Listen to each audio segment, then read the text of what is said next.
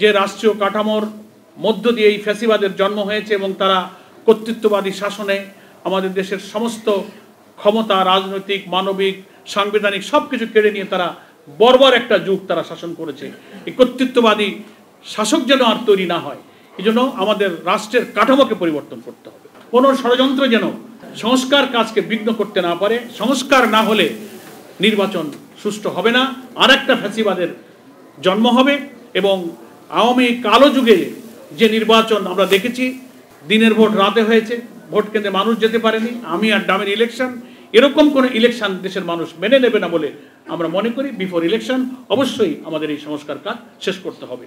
এই দাবি আমাদের জনসভা থেকে উত্থাপিত হবে। নেক্সট আমরা দাবি করেছি, জুলাই গণ অভ্যুত্থানে যারা শহীদ হয়েছেন প্রায় 2000, আহত হয়েছে 20,000-এর উপরে, শহীদদের পুনর্বাসন, আহতদের পুনর্বাসন এবং চিকিৎসা এখনো শেষ হয়নি। তাদের কান্না, তাদের চোখের পানি, তাদের আহাজারি এখনো চলছে।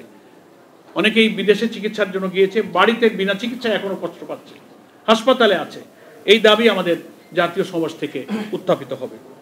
পিআর পদ্ধতিতে জাতীয় নির্বাচনের আয়োজন করার দাবি আমরা প্রথম থেকেই করে আসছি এবং এই দাবিতে ক্রমশ বাংলাদেশের উল্লেখযোগ্য রাজনৈতিক দলগুলো এখন একমত। দু একটা দল তাদের ভিন্ন যুক্তিতে হয়তো দুঃখজনকভাবে এখনো রাজি হয়নি।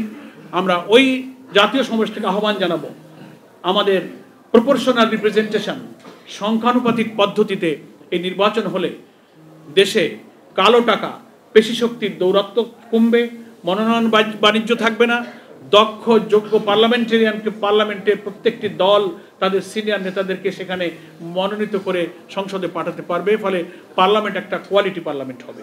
এই দাবি আমরা এই মহাসমাবেশ থেকে তুলব। এরপরে আমরা প্রবাসী 1 কোটির বেশি ভোটার আছে যারা রুটি রুজি এবং শিক্ষা নানান প্রয়োজনে প্রবাসী অবস্থান করছে। এই প্রবাসীদের ভোটাধিকার তো দিতেই হবে, ভোট কিভাবে তারা দিবে সেই ব্যবস্থাটাও নিশ্চিত করতে হবে। আলহামদুলিল্লাহ, বাংলাদেশ জামাত ইসলামের পক্ষ থেকে লিখিতভাবে আমরা একটি প্রতিনিধি দল ইলেকশন কমিশনকে দাবি আগেই জানিয়েছিলাম এবং বারবার আলোচনার পর ওনারা নীতিগতভাবে একমত হয়ে তার প্রক্রিয়া ওনারা শুরু করেছেন। আমরা এই দাবিও এই জাতীয় সমাবেশ থেকে আবার তুলব। দুর্নীতিমুক্তভাবে বাংলাদেশকে বিনির্মাণের ব্যাপারে আমাদের দাবি এই সমাবেশ থেকে উত্থিত হবে। জাতীয় নির্বাচনের পূর্বে স্থানীয় নির্বাচনের যে যুক্তি, যে গ্রহণযোগ্যতা, এটাও আমরা এই মহাসমাবেশে ইনশাল্লাহ তুলে ধরব।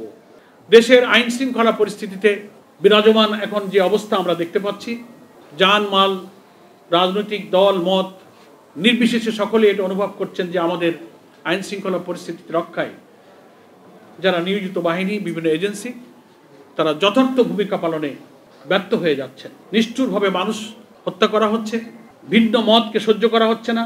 এই নানান পরিস্থিতির উত্তরণে এই জাতীয় সমাবেশ থেকে আমাদের জাতীয় নেতৃবৃন্দ সরকারের প্রতি, দেশবাসীর প্রতি প্রয়োজনীয় বক্তব্য উপস্থাপন করবেন। এই সব গণ দাবিগুলো, এই গণ আকাঙ্ক্ষাগুলো সামনে রেখে আগামী 19শে জুলাই সোহরাওয়ার্দী উদ্যানে আমাদের এই জাতীয় সমাবেশের আয়োজন করা হয়েছে। এলো খবরের কাগজ, নিখাত, নির্ভীক, নিরপেক্ষ।